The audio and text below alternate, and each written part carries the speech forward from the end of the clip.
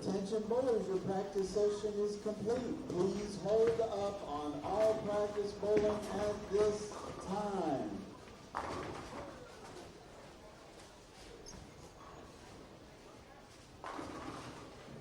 All right, you can go ahead and reset your machine so everybody has a full rack of pins. Bowlers, please remember not to bring any water bottles or drinks down into your bowler's area, and you can use the tables that are back behind you for that. Also, as a reminder, bowlers, you are responsible for writing your scores down at the conclusion of each game and turning in your recap sheet at the front counter upon completion today. As a courtesy to the other competitors, as you finish your game and move lanes, please allow the pair you are moving to time to complete their game before going into their bowler's area. Attention all spectators, please do not block the entrance to the bowler's area with bags or chairs, as our volunteers and staff need to move freely and quickly. Remember, flash photography is not allowed during tournament competition. Now, let's give these athletes a huge round of applause as they begin round 4 of their tournament competition. Bowlers, your arrows are up and your lanes are ready. You may begin tournament play. Everybody have a great day bowling.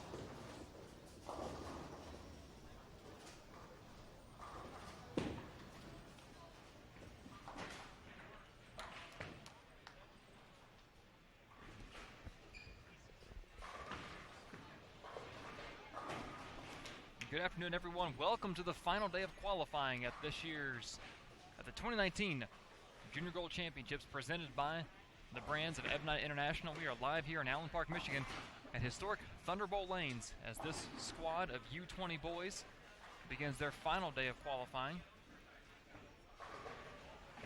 They bowled 4 games in 3 houses on 3 different sport-compliant oil patterns over the last 3 days throughout the greater Detroit area.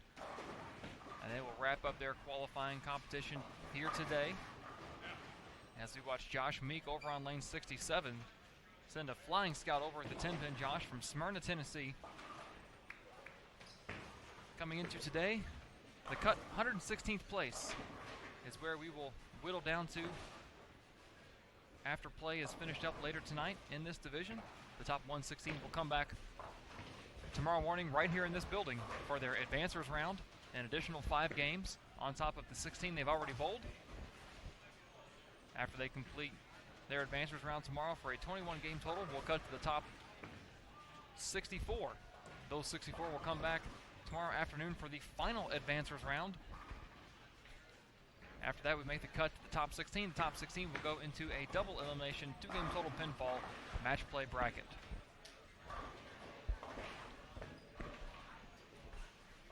116th place is the cut, minus 94. It's just over a 192 average.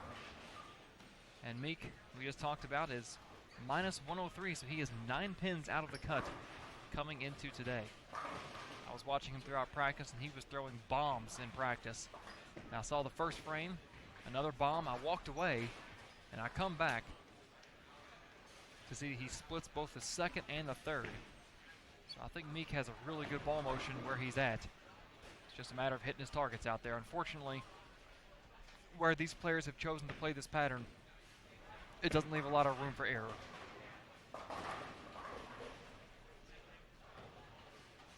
Jordan Jackson up on lane 68 from Landover, Maryland. Jackson is not going to make cut this year. Just struggled too mightily the first 3 days of competition. And that's with a majority of the players not making cut. You're going to see more and more players hit our pairs that are not going to make cut. And the best way to spin that is to look at the positive of it. And that is you have 1 day left at the largest national youth tournament in the United States. You've made it this far. You've earned your spot here. Many more players did not earn a spot here. And it's about taking away every positive that you can. Improving on your tournament average from the first 3 days. Try and bowl the best block you can. And leave here with your head up. And Seth Harris over on lane 69. I wouldn't blame him if he ducked his head after that one. A pocket 710 that didn't really look like it should have been a pocket 710. Seth, one of those players, he was about 160 pins out of the cut. So he'll probably head back to Columbia, Illinois after today. Regroup, try and figure out what he can do better.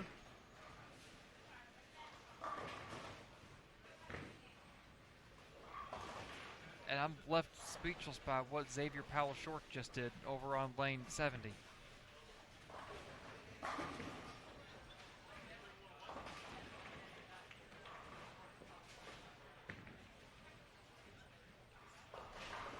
He leaves a split that is normally left by a player who goes through the face. But he left a light 3-4-6. I'm getting it on video right now.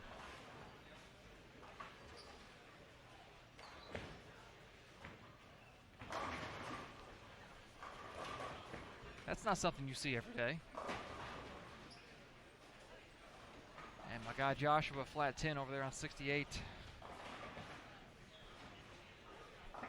One of the things about playing out towards the gutter is on a shorter pattern, you're waiting for the back ends to tighten up so you can start to control that ball motion. But when you're attempting to play a longer pattern that far out, or at least what appears to be a longer pattern that far out, you need those back ends to help get that ball to hook off the end of the pattern. And when they start to tighten up, that's when you start leaving buckets and 2 pins and flat 10s, and you make a small mistake and it's a 2-8-10, and it just snowballs from there.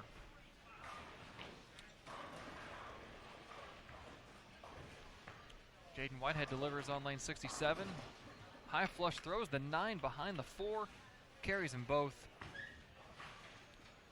Jaden from Upper Marlboro, Maryland. Another one of those players trying to make the best of his tournament. The one player on these 2 pairs is in cut. Just left the high flush 410. Braden Procish over on 68. Braden from Topeka, Kansas was 54th coming into today, minus 36. So 58 pins to the good inside the cut. Can't afford too many more of those, but early on. Good shot by Josh. I'm really interested to see how Josh finishes out this game as we are entering frame 6 right here. He's got a pretty good motion out there. When the ball gets to the pocket, it tends to want to carry. Just don't know how much mistake room he's going to have. Stepping up on 70, Seth Harris from Columbia, Illinois. Off that 7-10, wrap 10.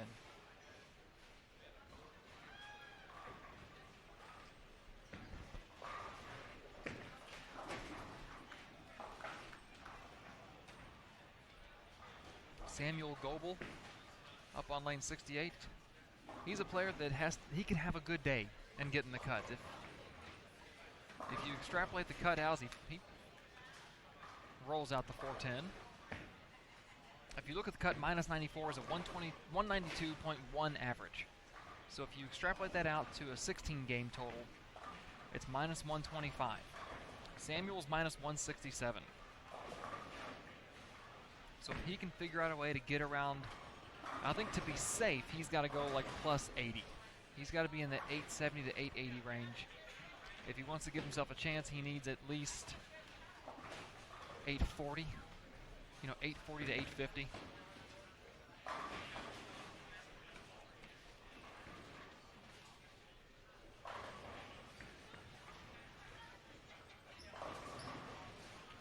I've been watching Jordan all throughout practice. He was throwing a darker colored ball that looked shiny.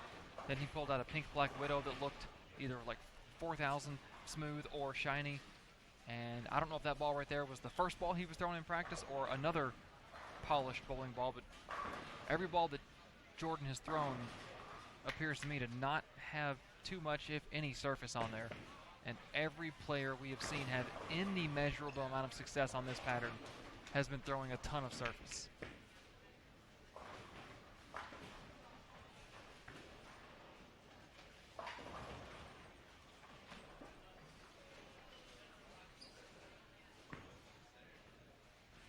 Case in point, Samuel Goebel throwing a strong cover symmetric with a lot of surface, just hitting that 3-4-5 area, getting the ball to face up. I think I saw somebody over on 69 and 70 throwing a similar, a ball that's similarly made. Strong symmetric.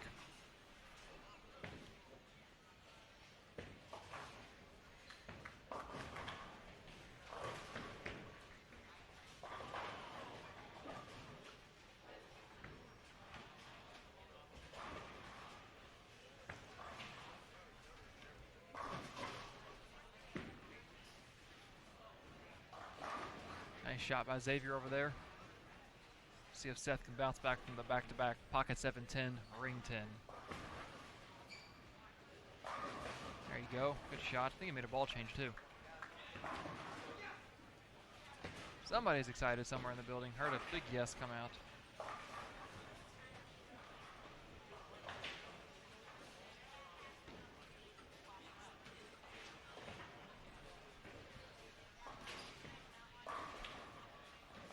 Grafton Morgan, the high Hardman, got that one just a little bit further right than where he's been playing. Grafton from Kohler, Wisconsin.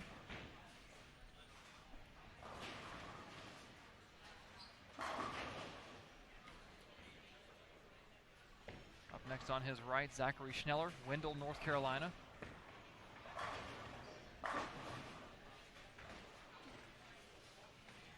Both Grafton and Zachary are pretty far down the standings.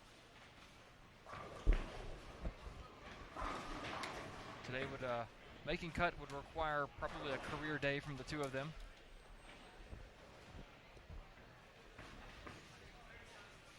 Not to say that it can't be done, but it's a tall task.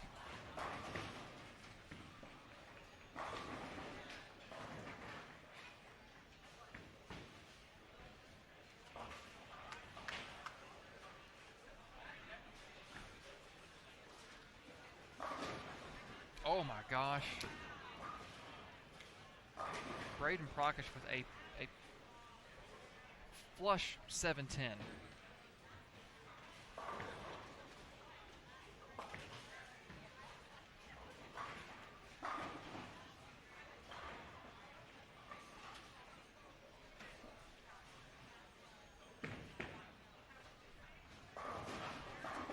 I mean, the 7 wiggle, the six went around the 10.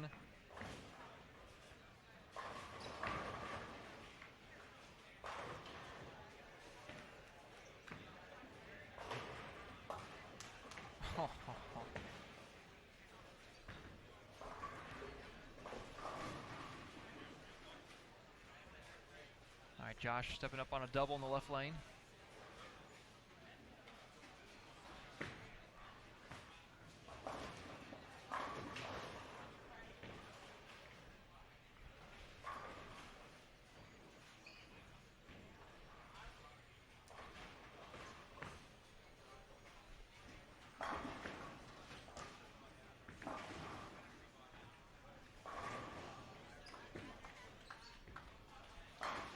Better shot by Grafton over on 70.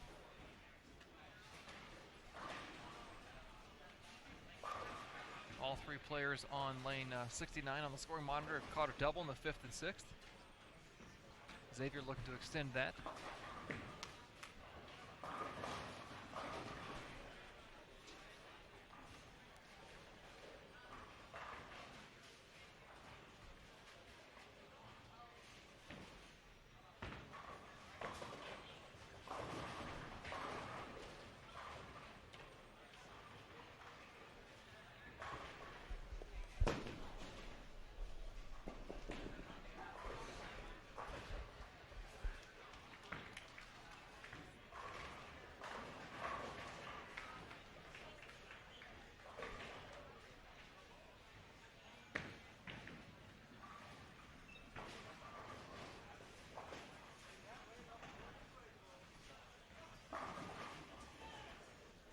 Eric Offenberg from Wadsworth, Ohio, steps up on the right lane.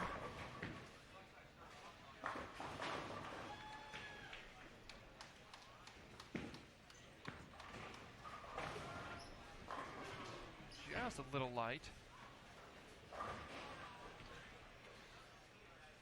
You all didn't see it on the live stream, but before he threw that shot, he made an attempt.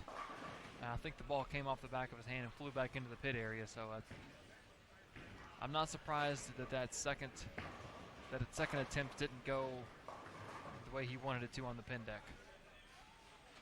That ball's left off Schneller's hands.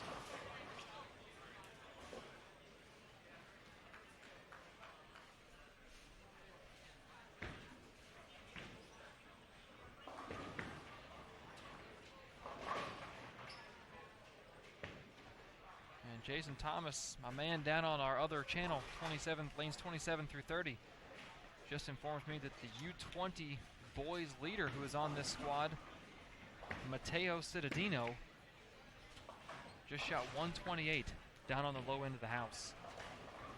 Well, you know what? I've regaled you all with this story earlier in the week. I'll tell a shorter version of it here. At my first junior gold, I had already committed to Lindenwood. Head coach Randy Lightfoot was there to watch. First game on Monday, I shoot 200 even. Second game, Randy gets there, starts watching me. I shoot 123. Randy walks away, comes back after game 6. How'd you finish? I got to even. Ended up making junior team that year, so a 120 game won't kill you, especially if you're leading. Oh, he's got to ask for some help on that one, Mr. Harris.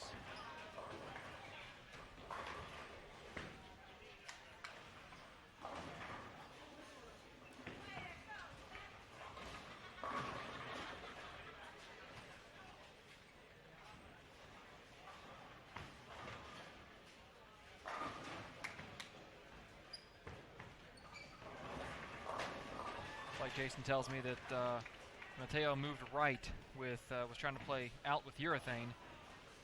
And I don't know if Mateo's a one-hander or a two-hander. We saw some two-handers down here have some success with urethane. They didn't carry that success all the way through 4 games. But we have seen two two-handers down here have a couple big games on our TV pairs with urethane. I don't recall any one-handers being able to get it to shape the way they need it to.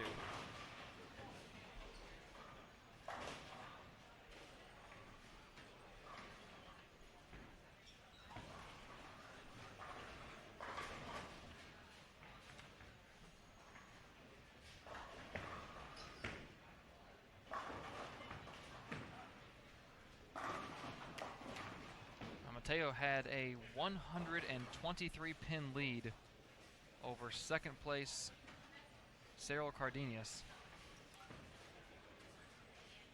And then it was a 200 pin gap from our leader back to 5th place. So he had gapped himself from the field, and the top 4 had kind of gapped himself from 5th. JT said Mateo's a one-hander but a big rev rate with a lot of speed and a good bit of axis rotation, which that may have been the issue right there, if he didn't have enough forward roll.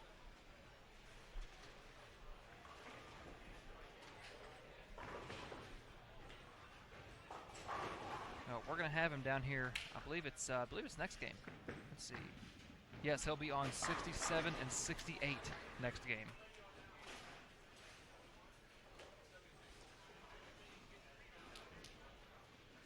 As we enter the 10th frame down here ourselves. Great shot by Josh, looking to double the 10th for 2-0.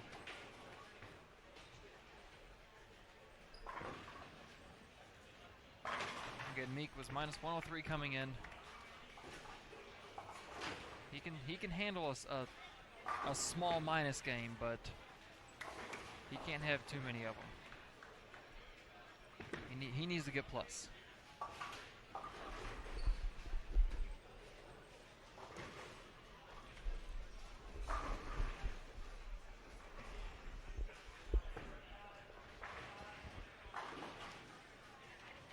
If he were to fire off 4 195 games, he'd be minus 20 on the day, which would put him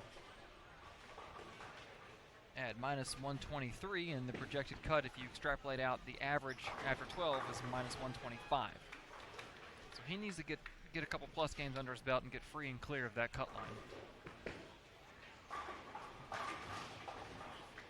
Sam Goebel, however, looking to double the 10th, try and get to plus 11 for the game. He's minus 167, so he's the guy we said needed. If he wanted to have a chance, he needs to get to about 840, 850. And if he wants to be comfortable, 880 to 890.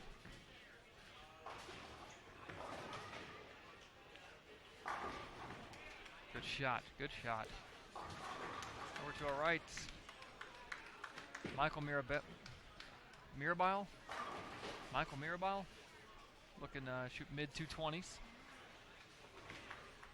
Grafton Morgan, I believe, can punch for 227 over on lane 70. Well, he'll be up on 69 to finish out. Seth Harris looking for a strike here. Another one. Good shot. Looking over to our left, let's see, I got a 210 with a split in the 10th on a 3-bagger. That could have been a lot more. Nothing else really looking to our left that I see. Got a 210 over here. Dustin Smith, our 211.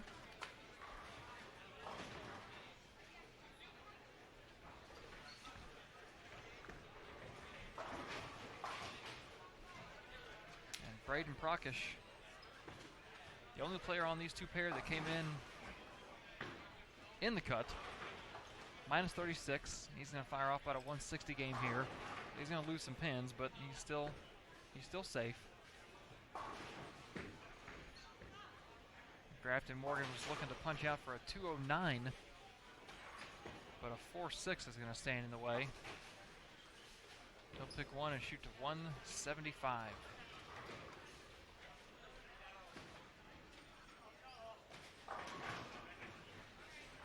Looks like Braden moved in on that shot.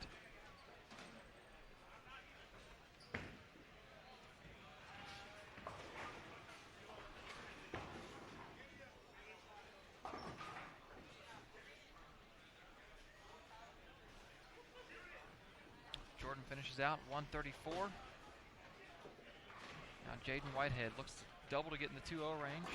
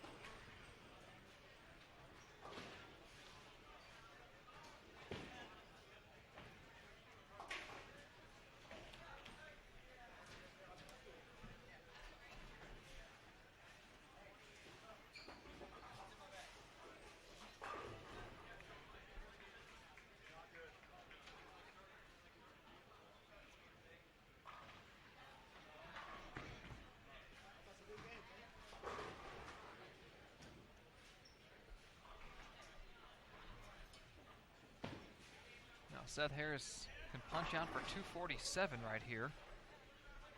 He's minus 256 coming in. Uh-oh.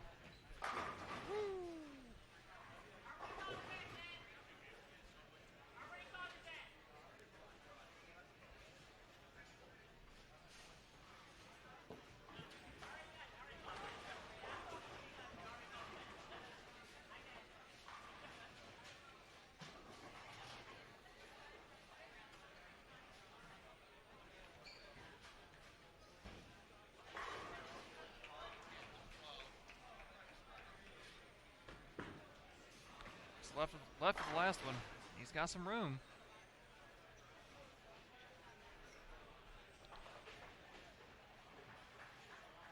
And Harris coming in.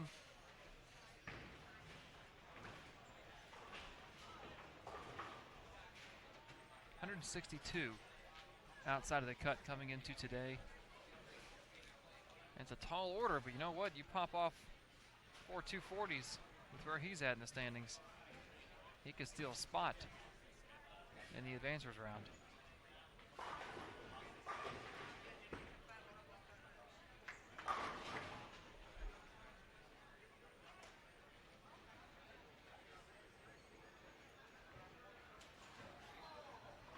.246, solid game.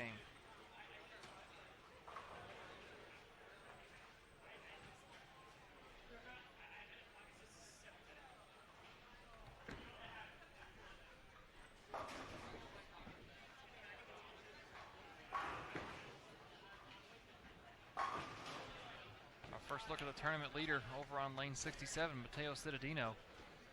Coming off a 128. It'll be interesting to see how he plays the lanes here. He attempted to use urethane down on the low end and play out. And it did not work. That's the nicest way to put it.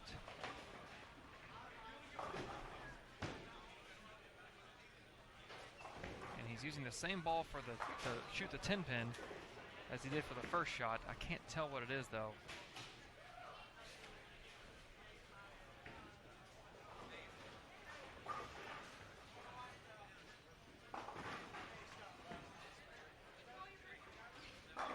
Came back talking to somebody, said I just got fast on the spare. That's not urethane, that's looks like a blue IQ.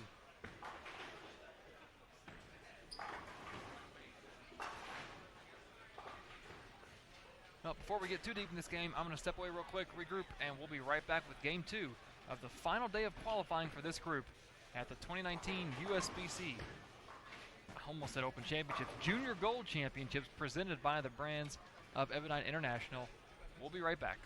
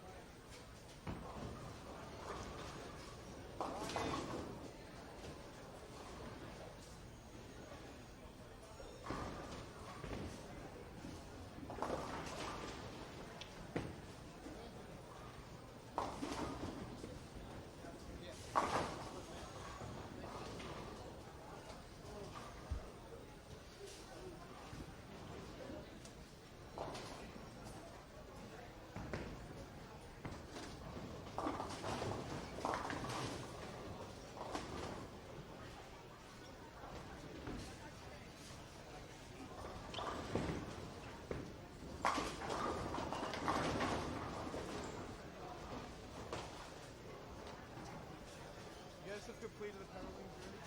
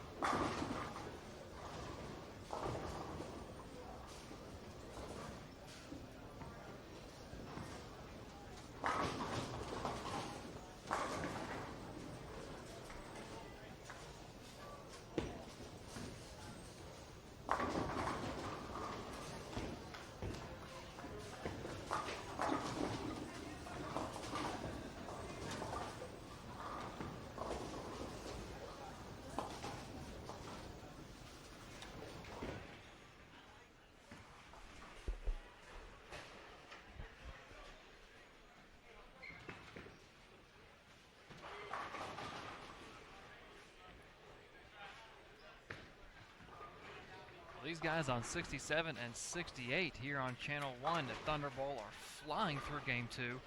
Only 4 on a pair. We have 5 on every pair, but they are missing 1 bowler, so they are well into their 7th frame, while the rest of the field is, for the most part, still in the early stages of their 3rd and 4th frames.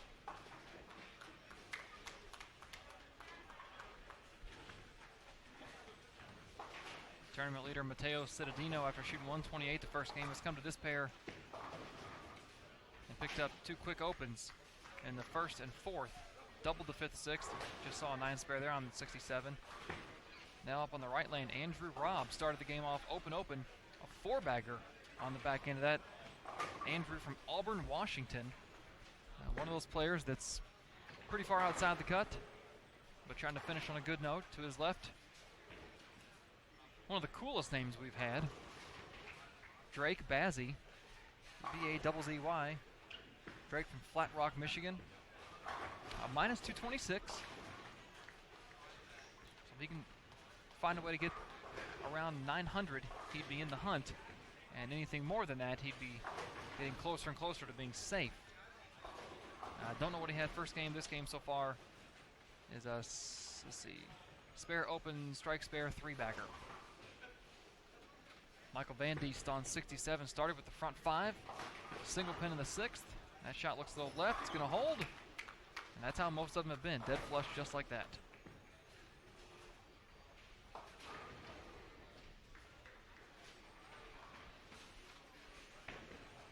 And as soon as I talk about Andrew, on a 4-bagger, he leaves 4 on the lane.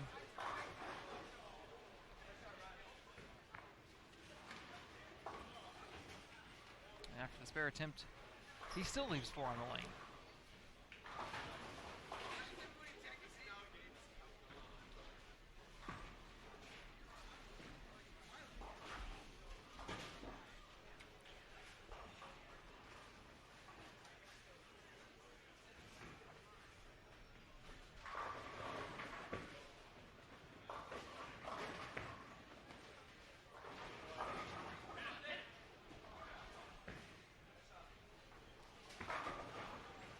Back-to-back 7-pin, 10-pin for Matteo.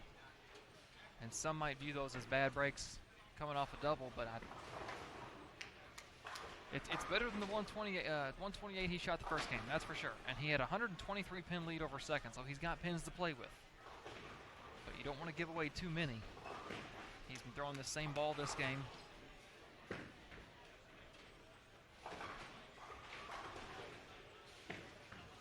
Converts the 10-pin. Missed the first one he shot.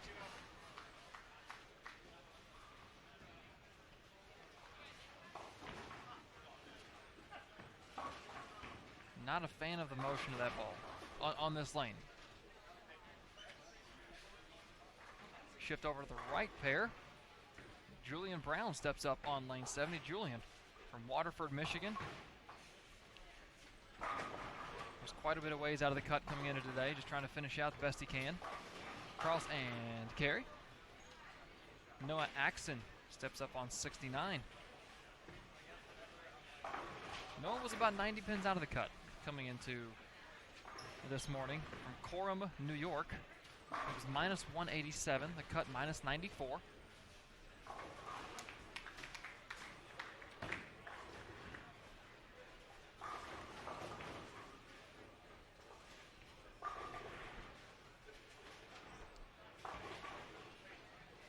Anthony Kaminsky on lane 70 from right here in the greater Detroit area, Wayne, Michigan. Wasn't averaging about a 177 after yesterday, so he would need quite a big block today to get in there, but it's not, I would say it's impossible.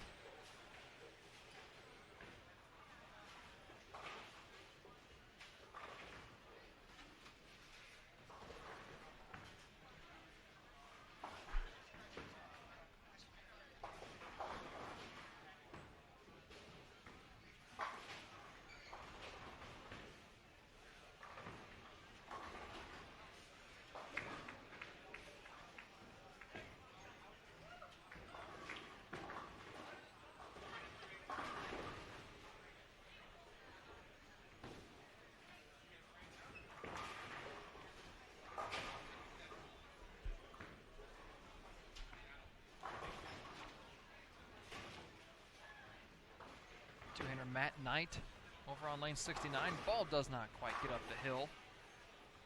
Knight from Cuyahoga Falls, Ohio. He's the player outside of our leader over on 67. Knight is the player on this live stream closest to the cut. Minus 158, sitting in 181st.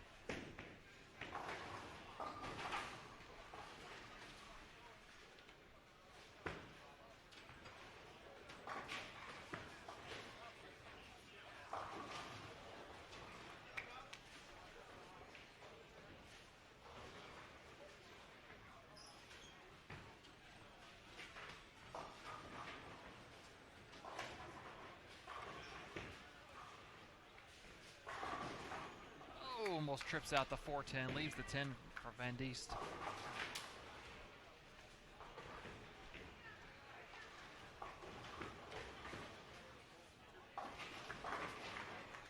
Solid start to the game by Michael Van Diest from Mays, Kansas. Well towards the bottom half of the standings after 3 days, but putting in a solid effort here this game. Get over their ball.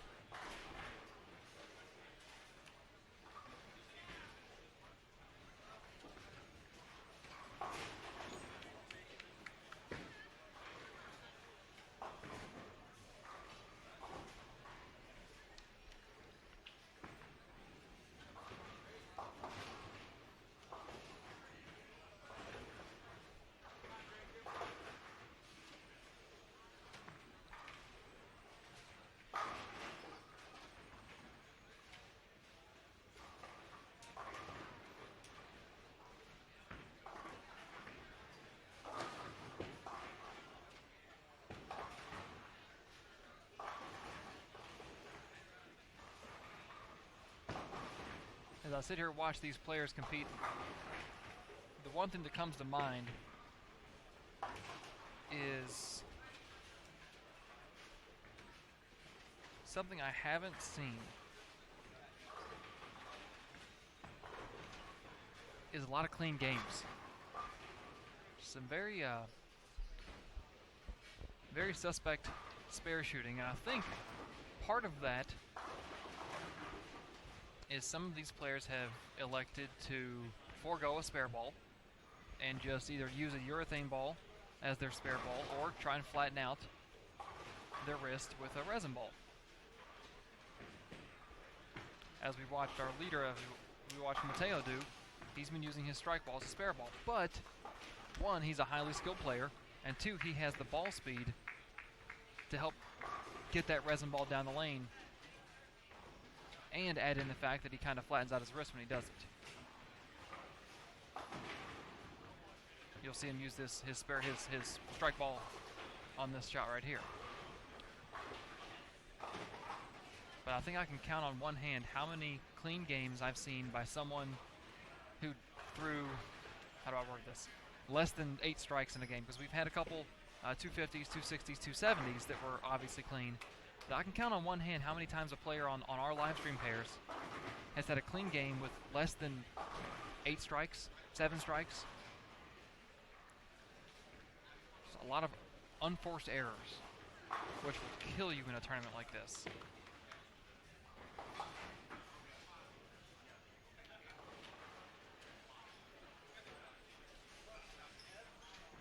See if we get a ball change here.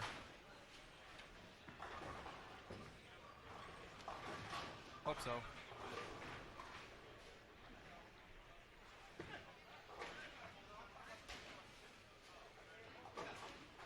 Jacob Kujawa steps up on lane 70.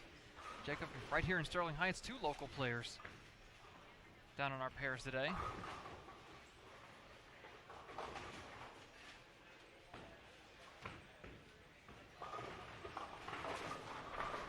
Actually, maybe 3.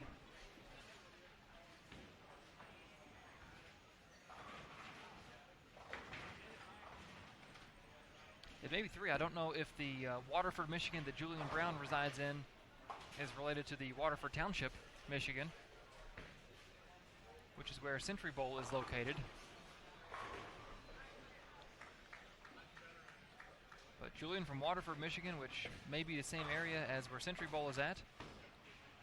We've got Kujawa from Sterling Heights, where Sterling Bowl is at, or Sterling Lanes is at. And here's the other one. Oh, and Kaminsky from Wayne, Michigan.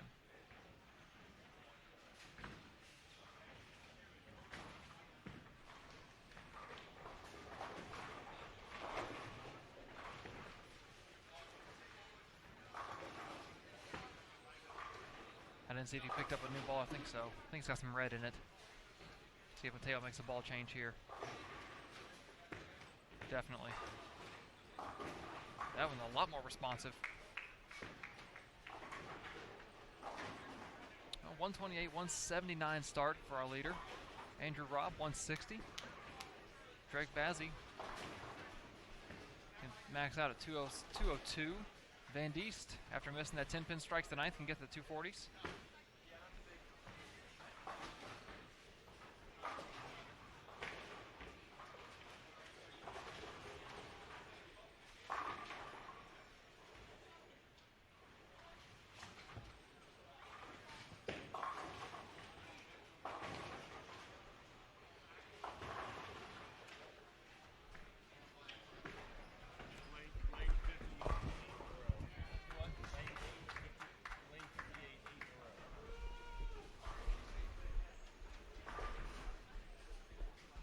We've got a front 8 down on lane 58, so I'm going to go down and cover that. I'll be right back, and we'll wrap up game 3.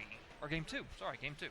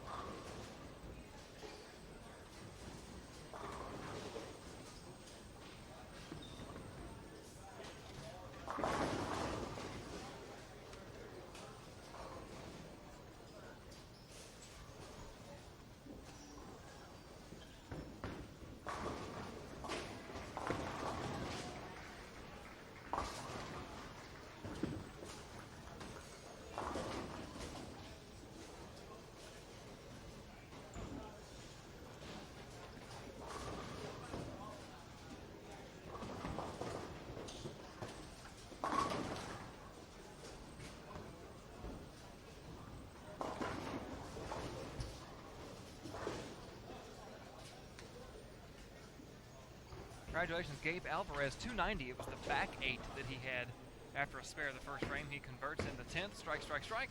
Back 11, 290. Gabe Alvarez, congratulations. Let's see where Gabe was at. Gabe Alvarez from Wichita, Kansas, was in 126th place, minus 102, so he was just outside the cut. Well, guess what? I know somebody that's in the cut. That'd be Gabe Alvarez. Michael Van Diest spare count in the 10 for 224, and 69 and 70. Just now entering the 9th frame.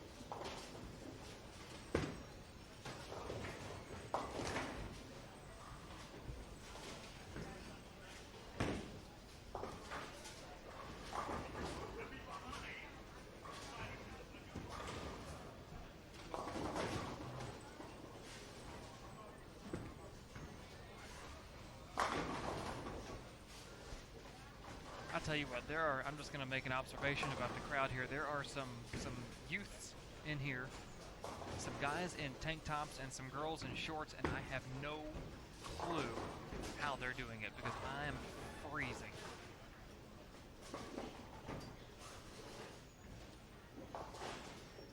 Like I said before, it's great for the competitors.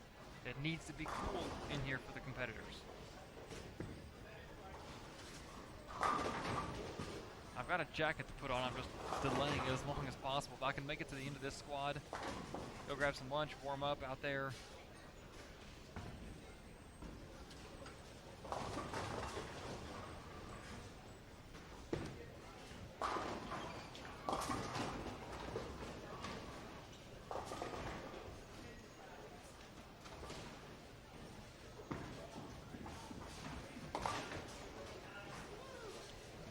In 168 for his second game.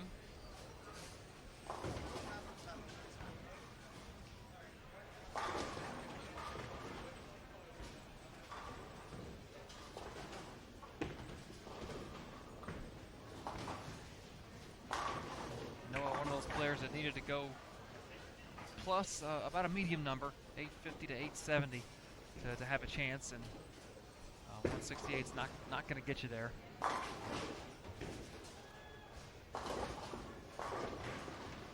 Matt Knight, runaway Brooklyn, wiggles the 5-pin, can't get it to fall.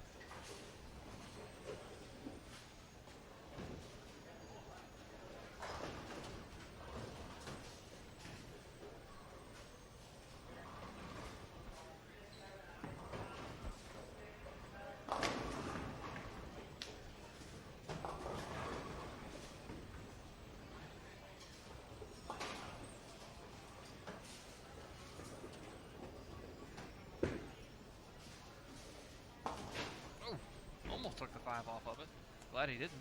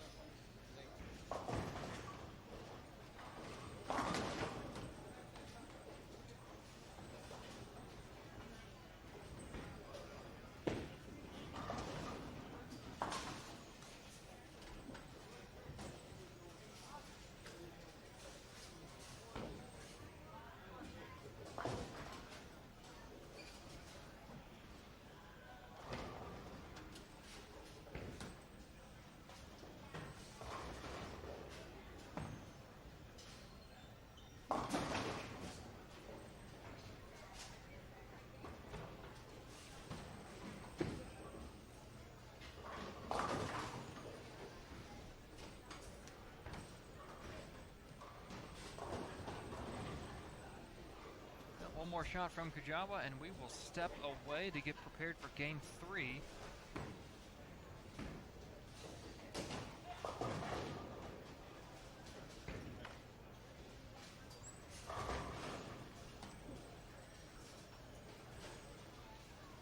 One little tip before we go, in case you didn't know, USBC is unlocking their treasure chest of newly digitized historical telecasts, including PWBA, Team USA, and World Team Challenge Classics.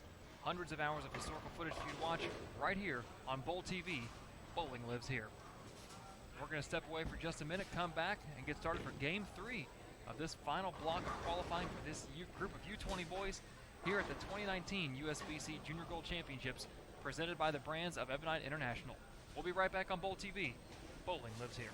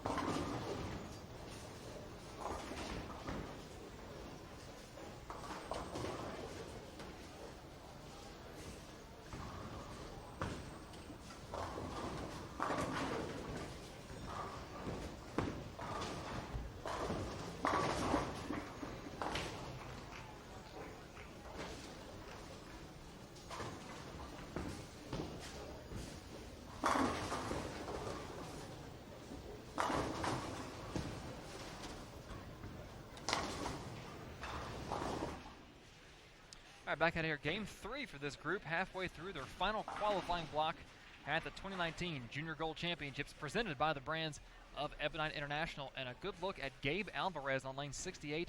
Just came off the 290, 10 lanes down to our left, and he starts with the front 2 this game. That's called an Andy Vera Papa 300.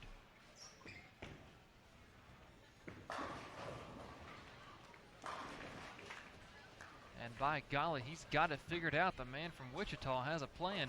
126th coming into today, minus 104 if I remember correctly. Minus 102. Minus 102. Don't know what he shot game 1. Fired off a nice 290 last game and front 3 this game. Crossing with him is Christopher Carter. So the name was short on the screen, but it's right on my laptop. Christopher Carter from Davidsonville, Maryland.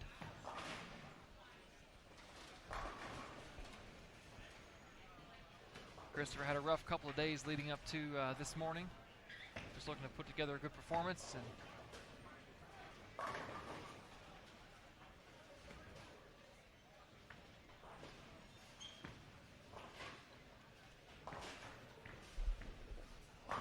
no problem. Sorry for that. Where was I? Yeah, Carter's looking to put together a good performance and head back to the old line state.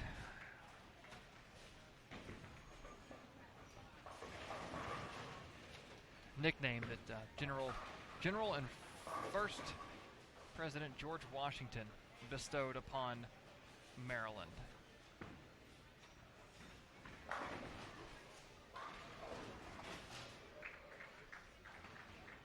Didn't think you'd get some Revolutionary War trivia, did you?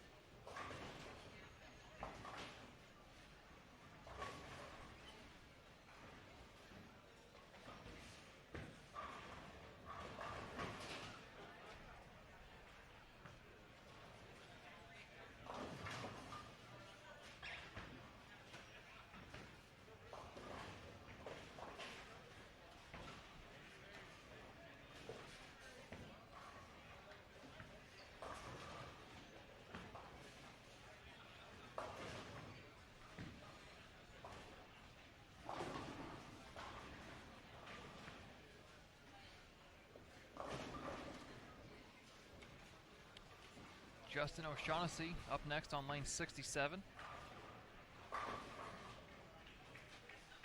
Justin from right here in Canton, Michigan.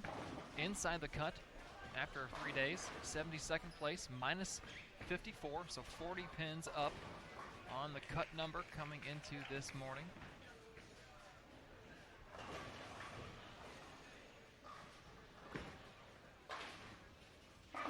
Oh no.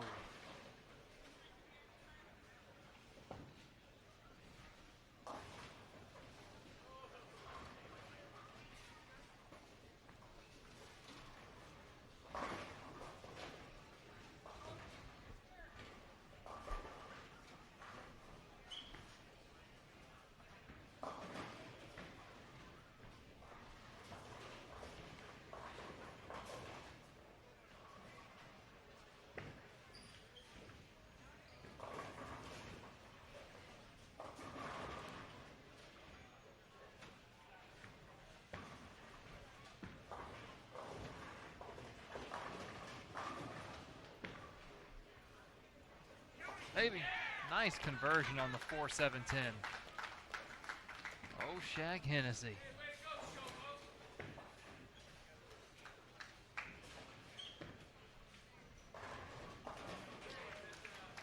Bryce Oliver over on 69. After throwing his urethane ball out to the half board, left the 2-4-6-10 left-hander, then he makes it.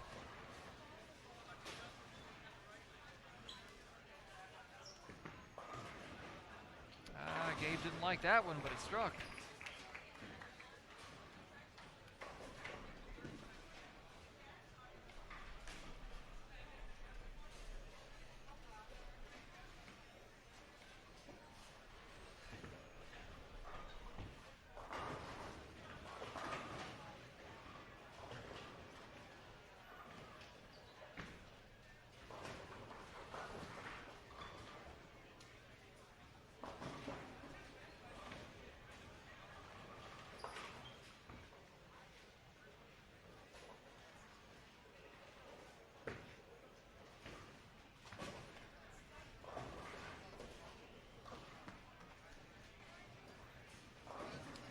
Grayson Poole leaves a 6-pin coming off a double.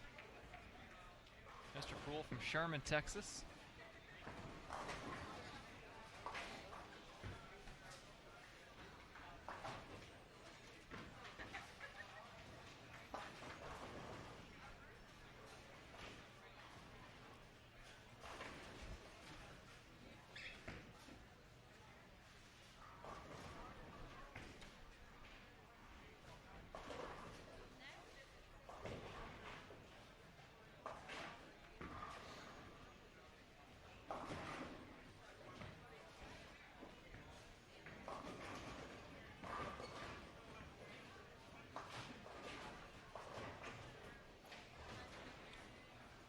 Following Christopher Carter on lane 67 will be Tyler Mouthy. Tyler from Greendale, Wisconsin.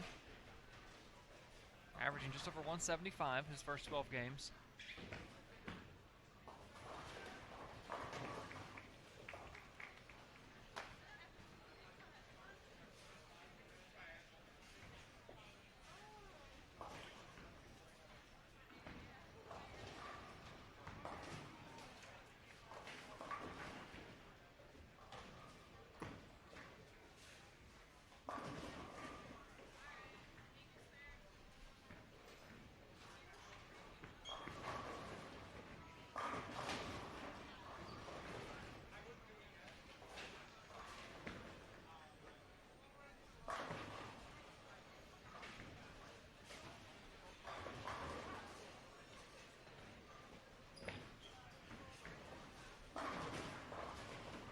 Lane 70, Adante Jones from Southfield, Michigan steps up, trying to get off the schneid after back-to-back opens. Hold.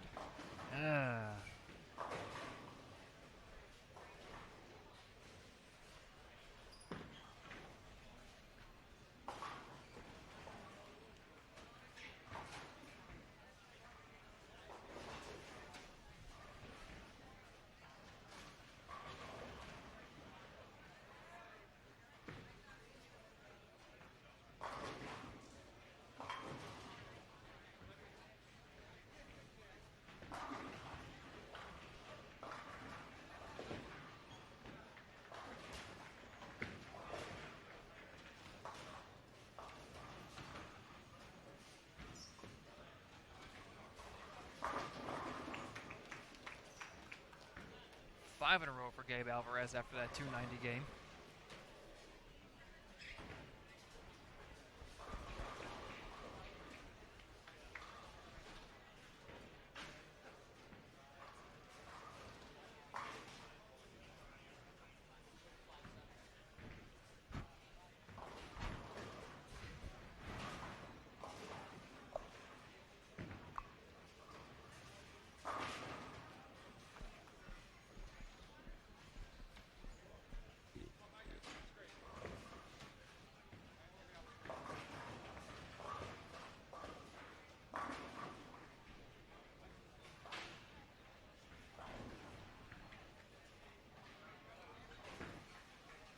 One more look at Bryce Oliver on lane 69.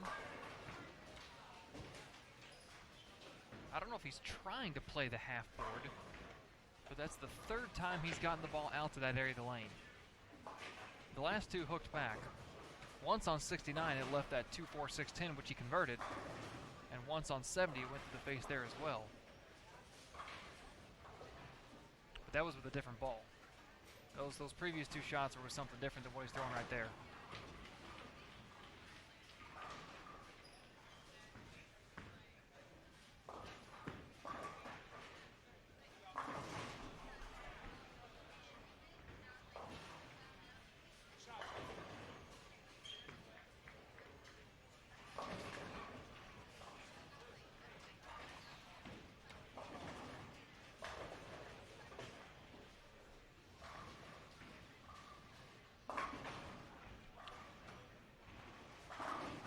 Bryce was pretty far in the cut, 39th coming into today from Cuyahoga Falls, Ohio. Plus 15. So he's got some room to work with, but you don't want to throw it in the ditch too many times.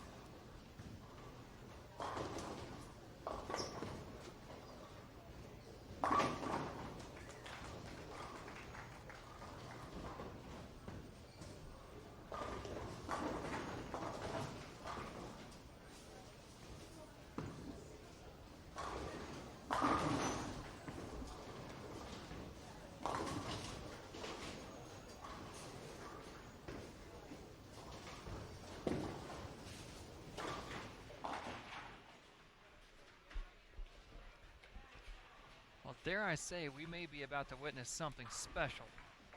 Gabe Alvarez currently on a nice little 18-bagger. Back 11 for 290 game 2, and front 7 this game.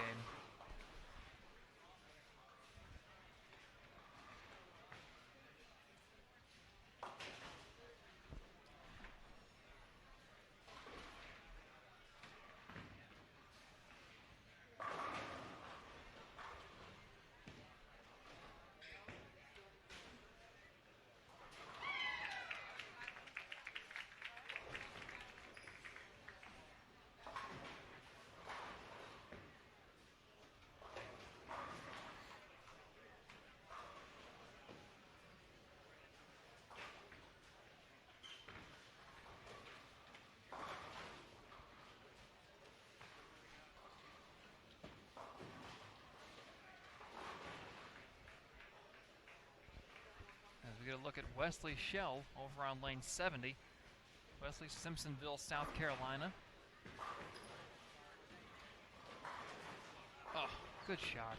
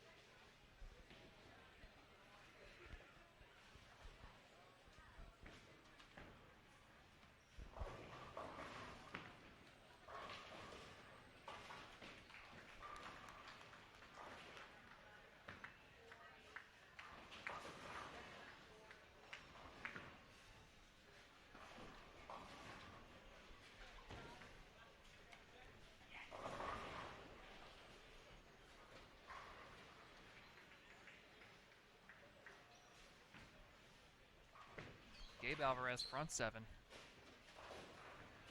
18 in a row.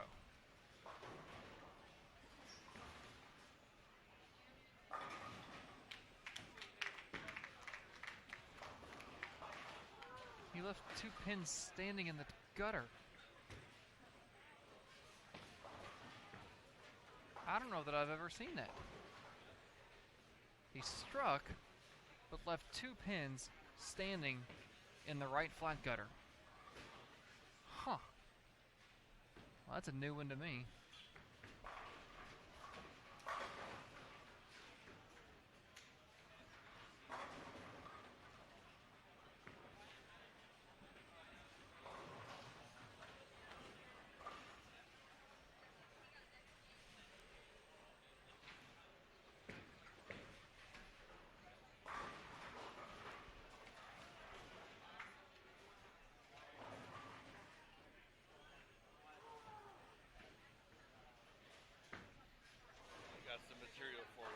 What's that? Tonight,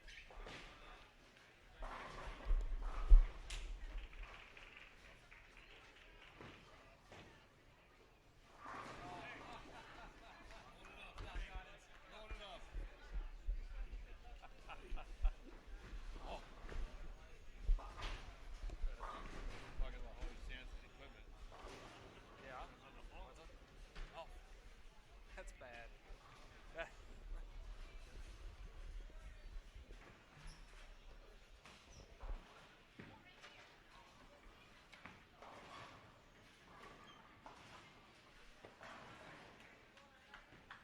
What's interesting about Gabe is he starts like he's one-handed and then curls it into a two-handed. He didn't like it right early.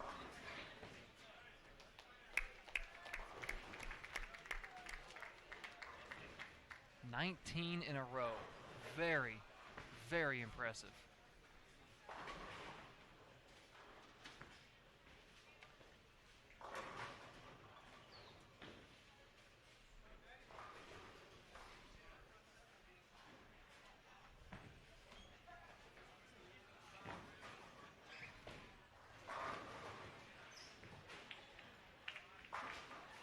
And of course he shoots his spares one-handed.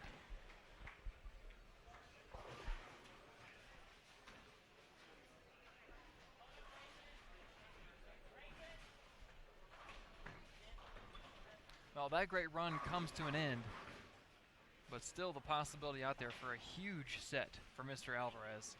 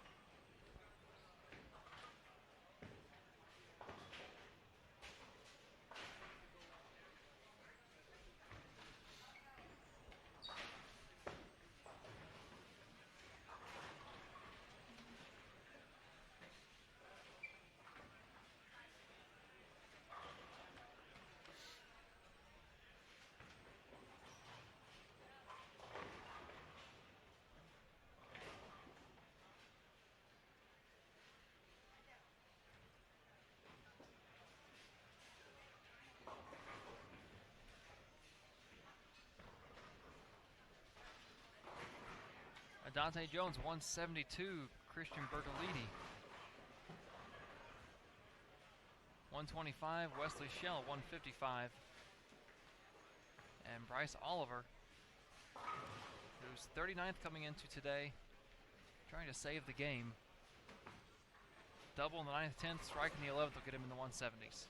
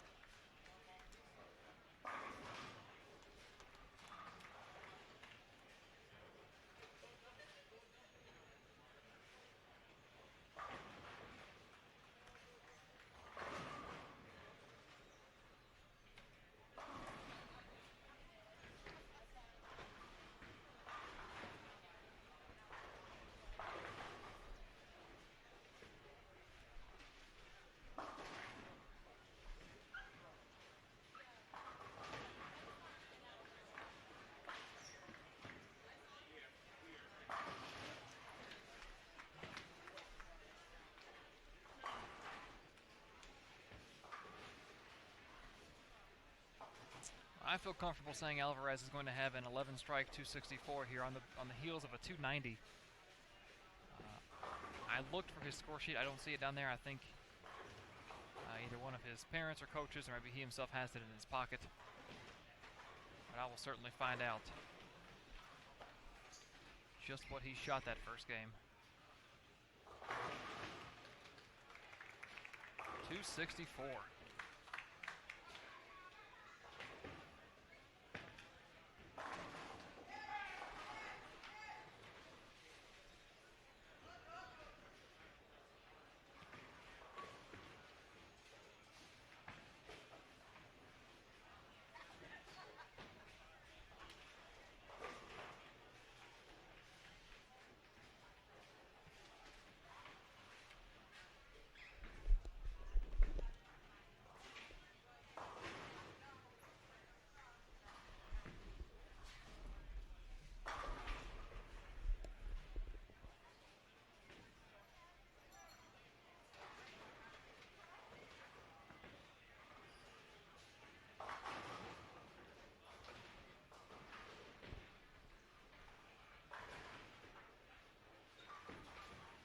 Christopher and Justin finish out game 3 on one of our 2 featured pairs here.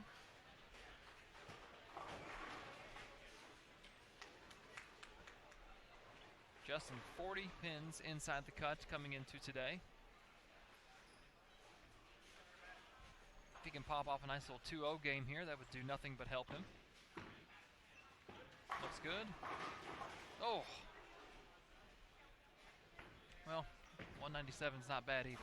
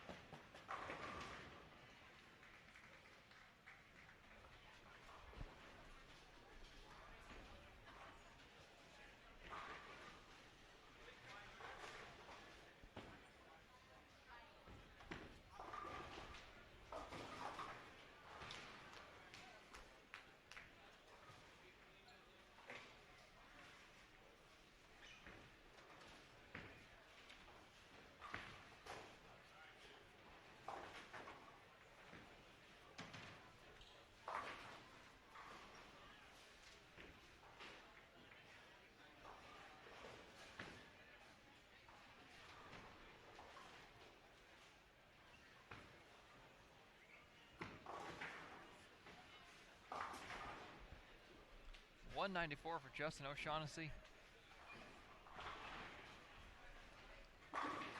And that'll wrap up game 3 here in our featured pairs.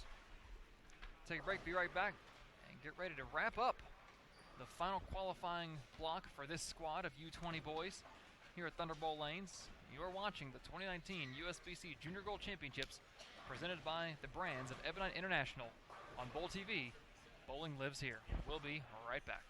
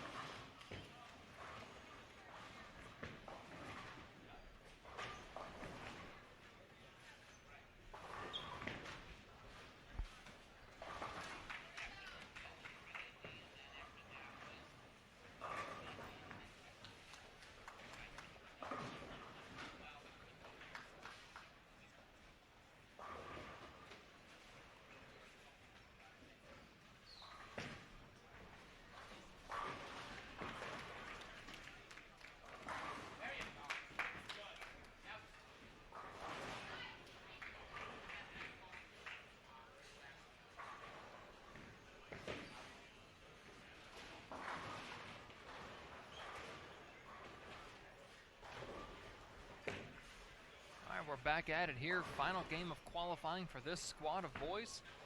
U20 Boys at this year's 2019 USBC Junior Gold Championships presented by the brands of Ebonite International.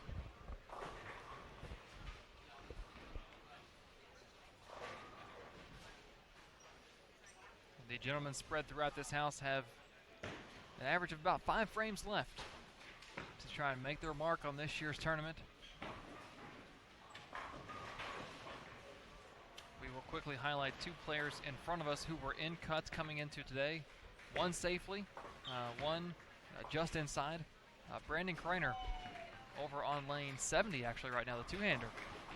Just left his second 3-6-10 in a row. He was plus 51, he was in 30th, so he was in a pretty good position.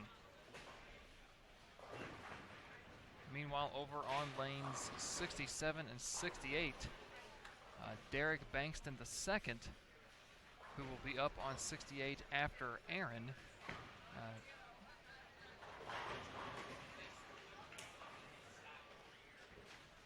Denard Bankston in 161st place, minus 87, so he was 7 pins inside the cut. So far this game he's went double, chopped a multi-pin spare, and then struck in the 4th. Up on lane 69, Aldo Fala from Manassas, Virginia. He, along with his lane partners Peyton Korhumel and Chris Shamansky, all towards the bottom of the standings after 3 days. Peyton from Northville, Michigan, and Shamansky, another one of those talented junior gold players from Brick, New Jersey.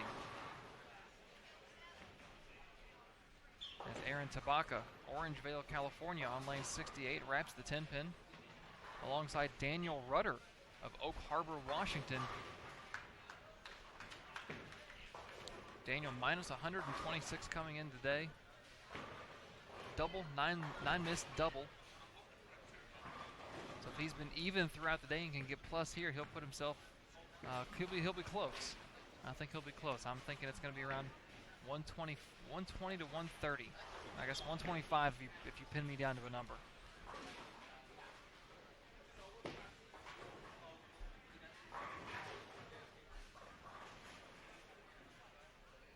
David Ladder throwing pins every which way. Unfortunately, he was a little too far out. He was going to need something in the range of probably 130 over. And with 2 opens this game, he would struggle to maintain a 130 over pace this 4th game. Lucas Pincus over on lane 69, scaring his coach behind me on that 4-pin, almost missed it. Lucas from Buffalo Grove, Illinois, 9 pins out of the cut coming into today, minus 103.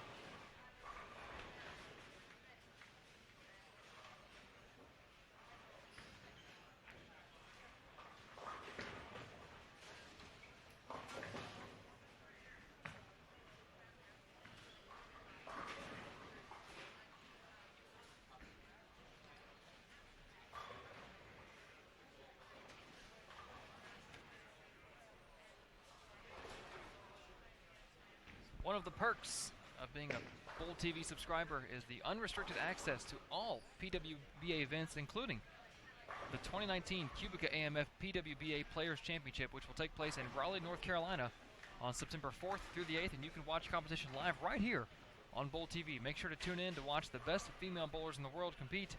Bowl TV, bowling lives here. As Lucas Pincus is thrilling his crowd behind me with every spare he makes. We've got lanes to our left already wrapping up, and some scores that,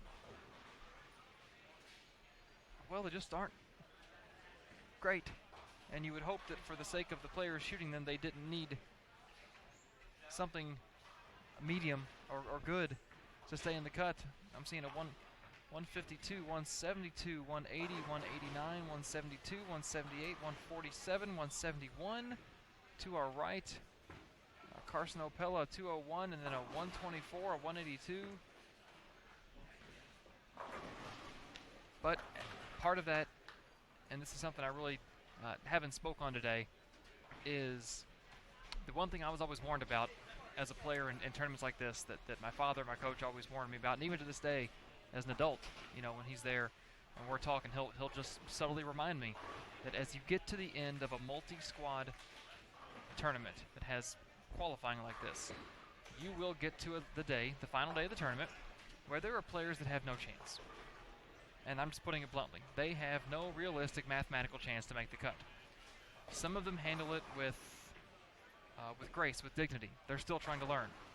And others, and this is more true at the adult level than the junior level, but others will act a fool. They'll mess around. They'll play around. They won't take it serious. You know, you might have guys lofting the ball, and again, I have not seen this here. This is more at the adult level. You'll have guys lofting the ball and throwing it before the sweep is all the way up, and double jumping people and not giving courtesy, and they just don't care. Well, at the youth level, the kids are a little more respectful about it. They just go up, throw their shot, come back, done, and don't care if they choose to approach their last squad this way. So you're going to have guys that may have been averaging in the 170s that know they're out of the cut, and they just bomb and shoot 120, 120 because they don't care. They're out of the cut. They're out of the scholarship money, and they don't care. So that's part of, I think that could be part of what we see with a lot of these 150s and 120, these 160s. These kids are good enough to just throw the ball and not care and still shoot 160, 170, but they're not putting their full effort. And that's part of what happens in a tournament like this. Only at the adult level, and I think any adult, competitive adult players who have bowled tournaments like this can attest. And this is probably more at the local level than it is, a U.S. Open type level. Alcohol gets involved, which is just great. And that's when it all goes to a handbasket. So you really got to be careful as a competitor who's in the cut or trying to make cut of watching out for these people, watching out for guys lofting the ball or screwing around or not giving courtesy or yelling or motioning very vividly out on the approach. These things happen. So as a competitor who's trying to make cut or stay in cut or take lead, you got to watch out for stuff like that.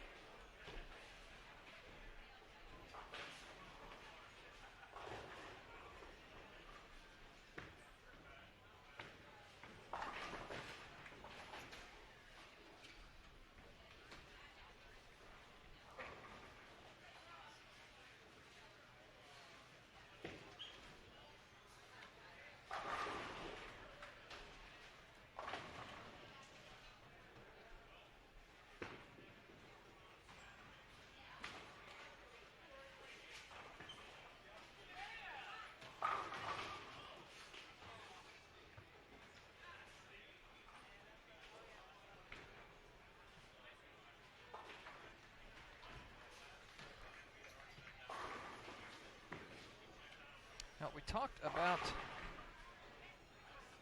Jadar Bankston, and coming into today, he needed to have a decent day, minus 185, sitting in 217th place. He's looking for a 5th strike in a row. And Lucas Pincus can't get the 4 or the 6 to fall. Back-to-back splits to finish his day. Oh, that's the worst thing that Bankston could have done. Not only did he go through the face and leave a 3-6-10, but the 6 gets kicked out, which makes the 3-10 stand, which is a little harder than a 3-6-10.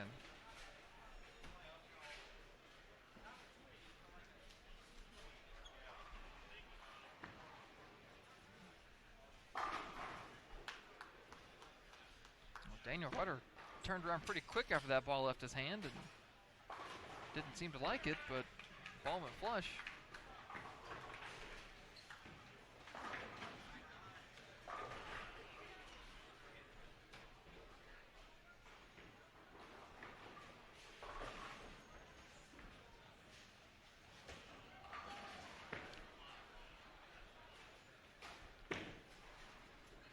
And you wonder what Pincus did the first 3 games. He came into today 1 spot out of the cut, 2 pins out of the cut. Shoots 161 his last game. And his body language is telling me that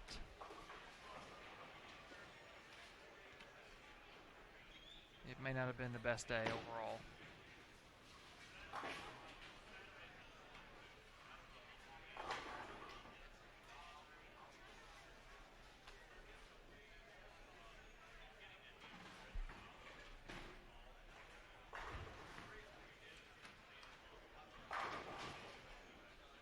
Brandon Kreiner, boom.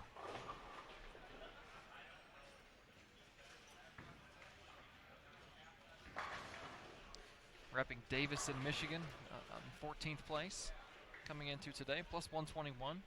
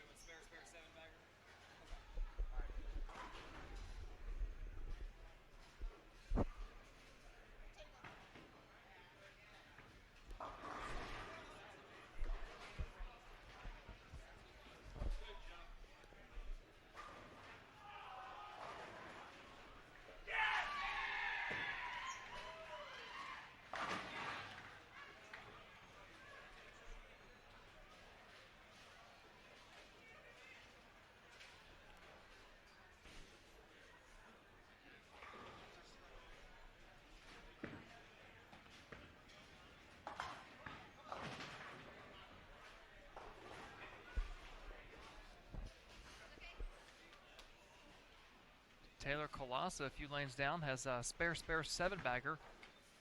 Just through the first one of the 10th. That was the eruption you heard.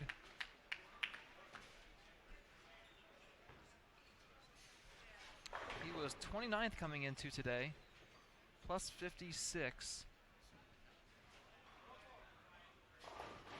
He gets the 11th one a little wide, leaves the 2-8.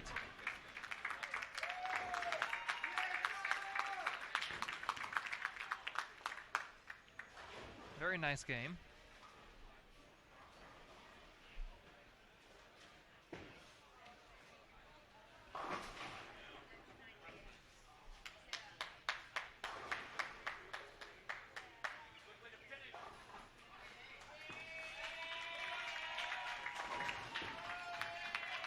He must have a cheering section back there. He has to.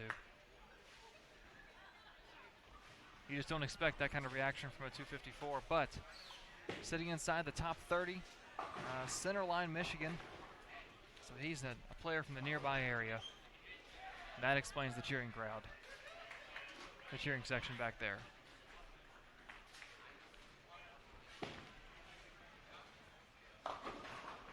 Pincus doubles or punches the 10 for 191. You're hoping his day was better than how that game finished. Brandon Kreiner misses on the first shot. 9 pin can still shoot 2-0. Chris Szymanski, 155. Peyton Crummel. Just trying to get to the finish line here. Good shot in the 10th.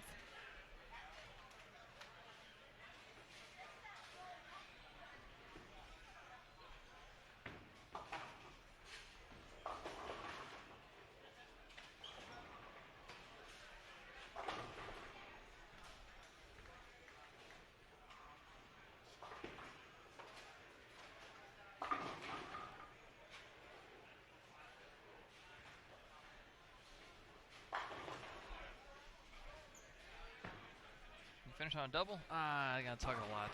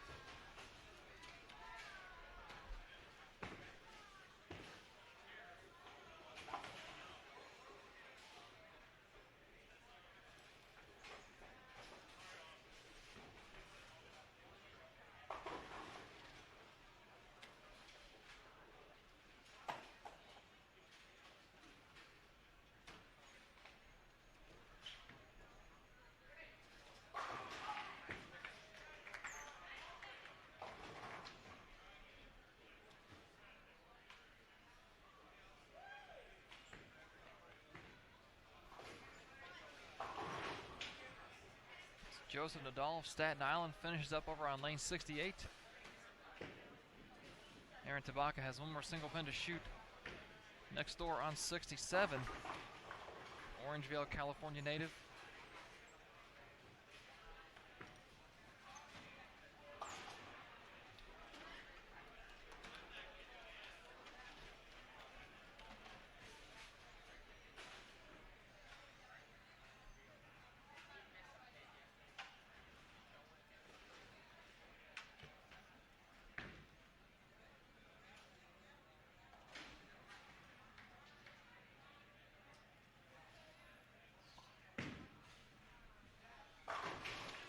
Bankston Boom looking to shoot 240 here.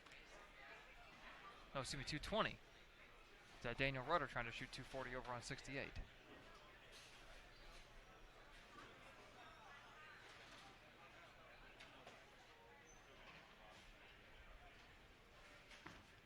Oh, Peel. Less. Holy moly. Thought that thing was out to lunch.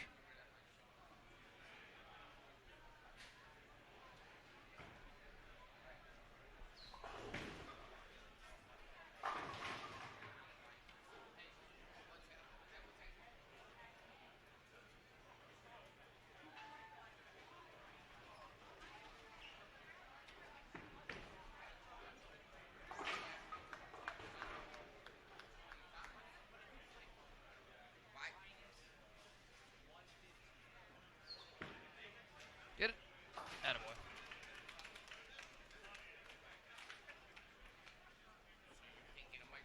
Well, for some of these gentlemen, it's been a fun week, and that week's going to continue. For some of them, it's been a stressful week, and they don't know what their plans are for tomorrow. They're not sure yet if they're bowling or not. But for a majority of the players who are not in the cut or on the bubble, hopefully they go home with their heads held high, and they understand that they've reached the pinnacle of youth bowling here at the Junior Gold Championships. And while their finish may not have been what they wanted, they still came out, they still competed, they finished the week. And they are part of a minority of youth players in this country that made this tournament. The majority of youth bowlers did not qualify. This is a prestigious tournament. The fact that it grows every year does not take away from the prestige and does not minimize how well you have to compete back home through the various qualifying tournaments, whether it's through your state tournament, your city tournament, a scratch sweeper type deal. You have to earn your spot here, and all these kids did that. as David Ladder throws the final ball for our live stream of the 11:30 squad. We will prepare to go grab some lunch and get ready for the U17 girls coming in.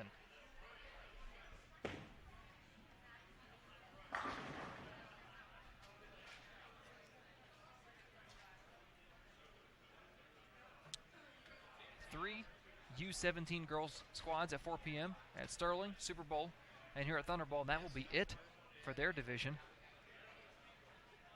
And then tonight, it's U20 boys and U20 girls wrapping up their qualifying. We'll have U20 boys here at Century and Sterling, and the girls at Score, Astro, Bowl 1, and Rose Bowl.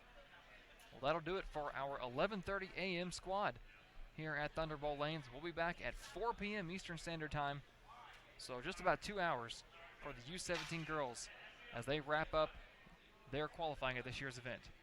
You've been watching the 2019 USBC Junior Gold Championships presented by the brands of Ebonite International right here on Bowl TV, where bowling lives. We'll be back in 2 hours. See you then.